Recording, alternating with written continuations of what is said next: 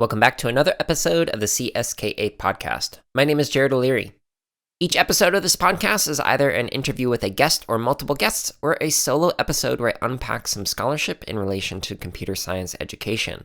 In this week's particular episode, I am unpacking a paper titled Culturally Responsive Debugging, a method to support cultural experts' early engagement with code. This paper was written by Michael Lachney, Aman Yadav, Matt Drazin, Madison C. Allen, and William Babbitt.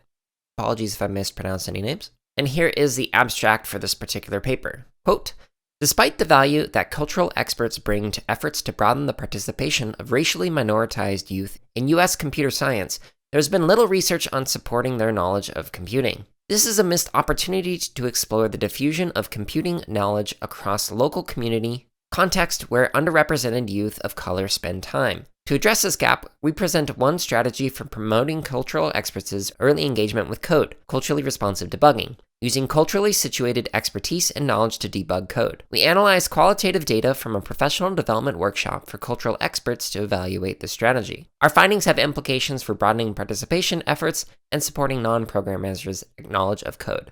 End quote. If I were to summarize this paper into a single sentence, I would say that this paper explores a strategy for situating debugging within professional expertise among participants within an introductory programming workshop for adults. By the way, before I get started, quick disclaimer that my allergies are bad, so that's why my voice sounds a little weird today. All right, so this paper starts off in the introduction mentioning that there are some racial barriers in gatekeeping in computer science education and professions. So in particular, they mention that for degrees, only 1% of people who receive a degree in CS are Black, whereas 13% of the United States population is Black. And then they cite that there are some culturally responsive computing ideas that people have been implementing. And so this builds off of the work of people like Gloria Ladson-Billings through the culturally relevant pedagogy, or Geneva Gay through the culturally responsive teaching, and then Django Paris's discussion on culturally sustaining pedagogies. Which, by the way, in the show notes, I will include a link to some podcasts that I have discussed that are on similar topics, such as Gloria Ladson-Billings' paper on culturally relevant pedagogy. And you can find a link to this at jaredoleary.com, then just click on the podcast tab. Or you can also find it by clicking the link that's in the app that you're listening to this on, as it should take you directly to the show notes for this particular episode. So further in the introduction, the authors mention that there's often a deficit approach to education where people will assume, whether it's like curriculum developers or teachers or whoever, will assume a deficit with students, and in particular, some specific demographics or cultures. And so they cite some authors who problematize this, so I highly recommend checking out the actual paper itself so you can see some of the works that they are citing and read some more about it. So for the purpose of this particular paper, they define cultural experts as people with knowledge of the local culture and community. And then this paper is guided by 3 research questions. So this is from page 772. How do we support cultural experts' knowledge of programming in ways that are motivated by and affirming of their cultural expertise? How do cultural experts and educators who work with them, example, teachers and librarians, solve computational problems that make explicit connections between computing and cultural expertise? And how do cultural experts and educators who work with them talk about technology after experiencing a CRC workshop that includes a culturally responsive debugging activity? End quote. And CRC, by the way, is culturally responsive computing. All right, so the next section in this paper talks about the literature review. And again, I recommend taking a look at the citations in there and diving deeper into any of those publications that stand out.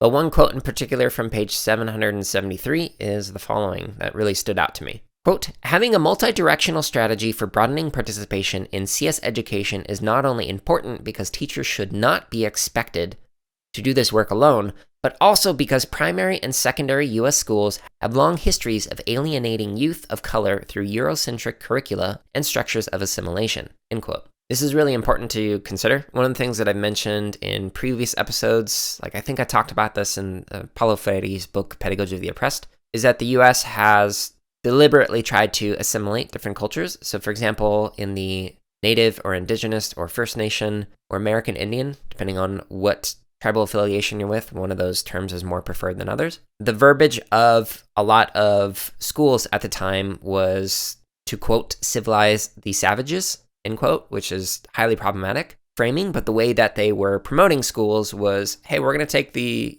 Native children off the tribal lands and reservations, and we're going to basically teach them a Eurocentric way of being to, quote, civilize them by killing off their culture and forcing them to assimilate to Eurocentric ideals. So if you haven't read about that, I highly recommend actually looking that up. Maybe I'll do an unpacking scholarship that specifically addresses that with some examples. But this is just one of many examples that you can point to, which is why this particular quote really resonates with me, because yes, I totally agree that we need to take this multi-directional or multi-perspectivalist approach to broadening participation and not just take this from a Eurocentric view or from any single culture. All right, so the next section of this talks about the context and the method. So I'm going to give you just enough detail to kind of give you an understanding of what was going on in this particular study, but I, again, highly recommend actually reading this particular paper. So this particular study was part of like a multi-year project. So this is just one particular workshop that we're kind of like zooming in on with a microscope and looking at potential implications within it. And in particular, this workshop was using an Arduino microcontroller to be able to measure pH values of stuff. So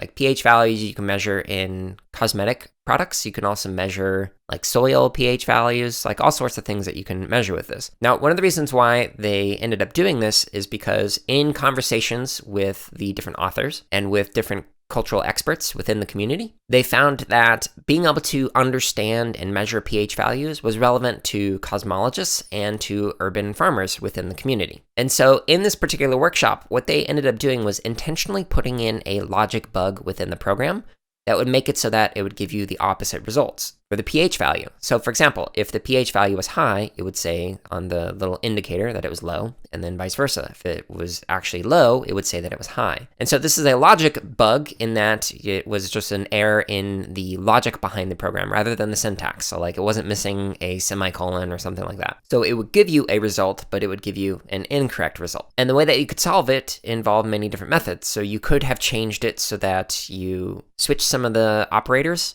or you could have switched the string that was output, or you could have added in new lines of code, as some of the participants ended up doing, etc. So there are many ways that you could go about solving this particular logic bug that was relevant to the participants, which, speaking of, so the participants were primarily in 3 different groups, like librarians or teachers, or cosmologists, or urban farmers. 16 adults ended up signing up for this, and so 7 were cosmologists, who identified as Black or African American, 6 were librarians or teachers, 3 who identified as white, and 1 as Black or African American, and 2 as multiracial, and then 3 urban farmers, 2 who were white, and 1 who was Black or African American. 13 of which were women, and 3 of which were men, and they had an age range between 17 and 64, with most of the participants over the age of 35. And 4 of the 16 participants had some prior experience with programming, whereas all of the rest, this was their first time programming, which sounds like a pretty neat way to engage with programming for the first time by working with an Arduino. And that's a paraphrase from page 776. So in order to actually collect data and analyze it, they used 4 different types of data. So this include video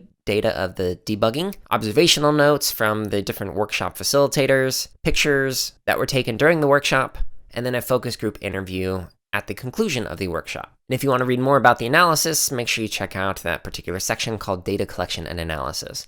I won't get too nerdy in this particular episode. Now, in the findings, one of the things that they note is the approximate amount of time that it took to find the bug versus the approximate amount of time that it took to fix the bug once it was found. Now, to find the bug, groups took between 1 and 4 minutes to actually find it, and then groups took between 1 and 15 minutes to actually solve it. And it was interesting that the novice programmers tended to spend more time than the non-programmers trying to solve something. And so the authors mentioned that this could be because that the novice programmers were trying to take on more of a mentorship and were trying to like demonstrate some of the different things that you could do. But it's also because one of the groups in particular that spent a good amount of time were adding in more code rather than just trying to change like the operators or the strings in the code itself. In particular, if there is any value below 7 for the pH, then it would say low. And if there is any value that was equal to 7 or higher than it, it would say high. So what some of the groups wanted to consider was, well, what if it was exactly at 7? So adding in a different condition than the 2 that were already present. So for example, some of the urban farmers were curious about, well, what would it mean if it was exactly at 7 for the pH? What would that say to us as urban farmers?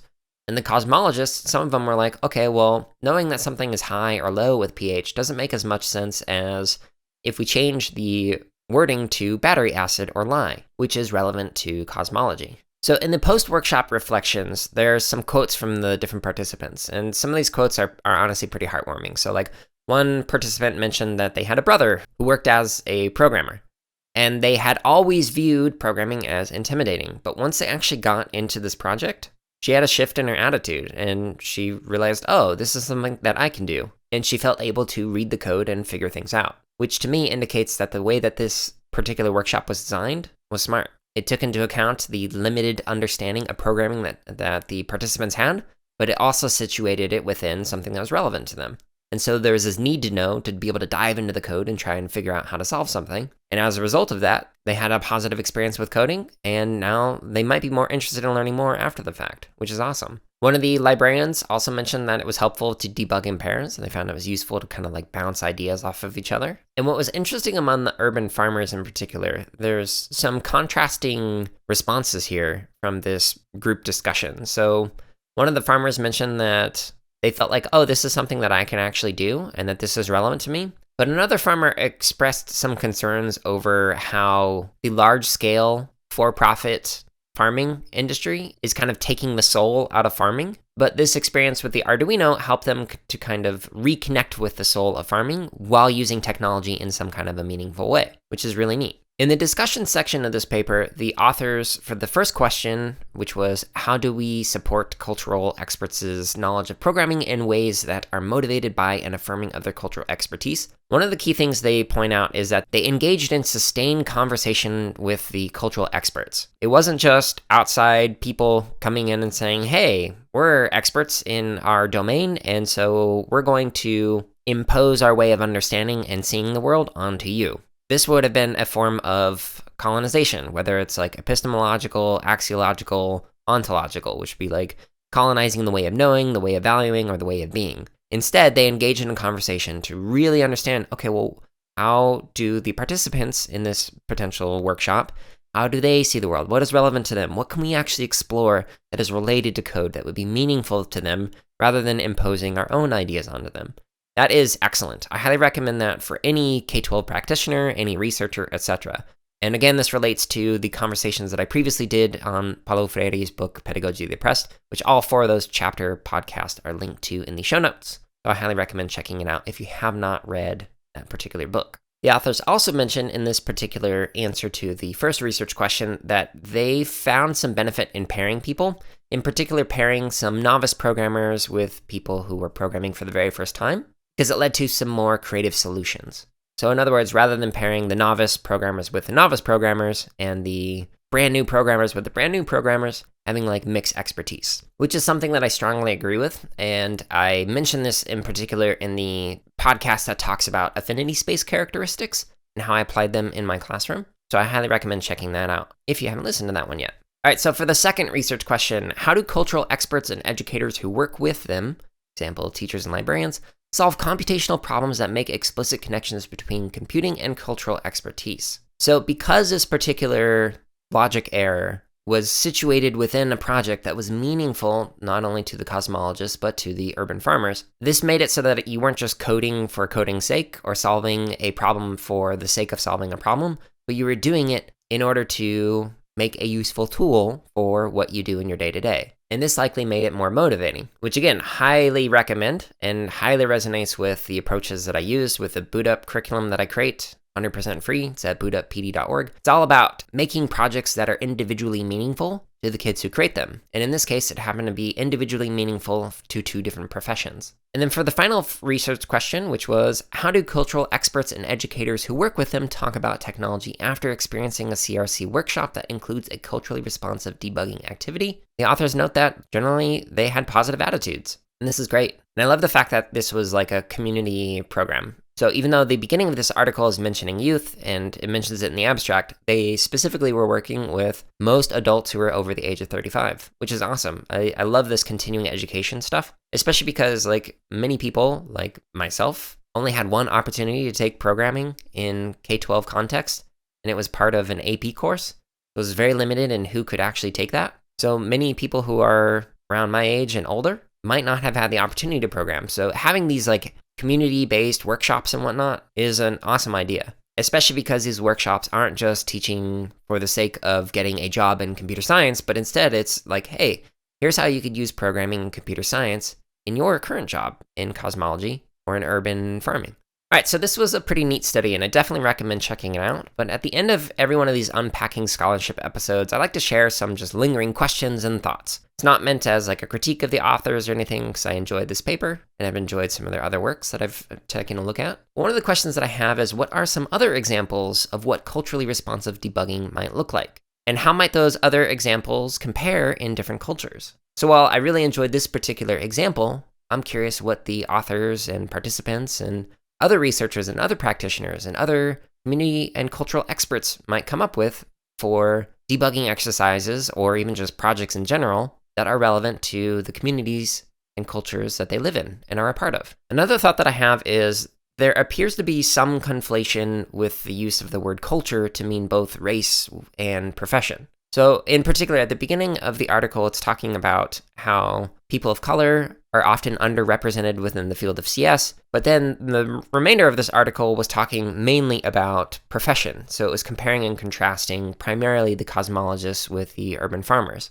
So I definitely see the connection to the professional expertise, but I'm not entirely 100% sure on what the word culture means to them. And it's very likely that my understanding of the word culture is just simply different than that of the authors, as the word is loaded with many different meanings. So I don't say that as a critique. For me, what might have clarified, rather than calling this like culturally responsive debugging, it may have made more sense to say that it was relevant or situated or contextualized debugging. So in particular, in the abstract, they have the wording that says using culturally situated expertise and knowledge to debug code. I think if the wording was simply changed to using situated expertise and knowledge to debug code, I think that would have made more sense to me. Only because culture is just a very vague term, and it's often like conflated with demographic information. So like I mentioned in other podcasts, when some people talk about culturally relevant pedagogy, they specifically are talking about pedagogy that is relevant to race or ethnicity. But culturally relevant pedagogy can apply to any kind of demographic or culture,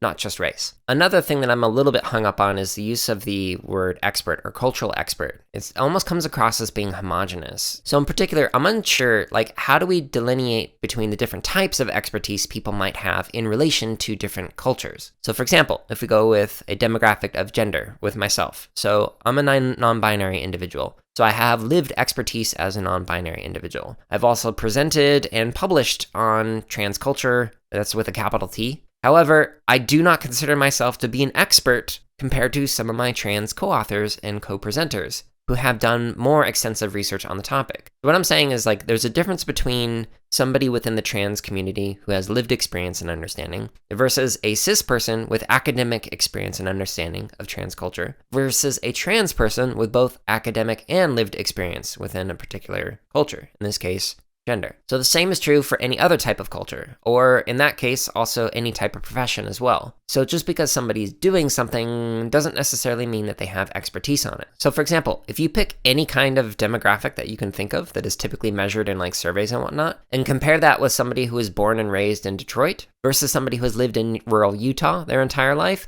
compared to somebody who immigrated here from, I don't know, maybe Norway or something. While they might have the same demographic or quote culture, their type of expertise within that culture is going to be different based on their lived experiences. Now, I say all this not as a critique of the authors or their work, just in the wording that was in here. I just personally didn't understand what exactly it meant to be a cultural expert, or what expertise was, or what exactly was meant by culture. And by the way, this could have been a result of like editors changing things or removing wordings and whatnot, or just giving some suggestions to cut stuff that may have been explicit or at least perceived as explicit. So as an example, I had a publication that came out a few months ago where the editors removed all of the references that I gave in the publication that I wrote. And so my response to the editors was like, hey, you need to cite the people who actually came up with this idea that I'm talking about. This is not my idea. I'm pointing towards others here. And they have entire books dedicated to this. I never heard back from the editors and actually received a physical copy of the published document and saw that the editors did not include any of the references that I put in there, which honestly was quite upsetting because it makes it look like I'm taking credit for other people's work. Now, as another example, I've also collaborated on some projects where there wasn't consensus on the terms being used within the team that was working on this. So I'm personally curious what each author thinks of each of these wordings. Like, how do each of these authors think of what cultural expertise is, or culture is, or expertise is, etc.? Now, because the authors have cited some of the seminal works within this area on culturally responsive computing, I certainly trust that they know what they're talking about. I'm just not entirely sure if there was a conflation between race and profession as being culture and one and the same, but maybe I'm just misreading it or misinterpreting what was written. If any of the authors happen to be listening to this podcast, I'd love to have you on to chat about this publication and any of the other works that you've been working on, and invite you on to correct me on some of the areas that I may have missed or misunderstood.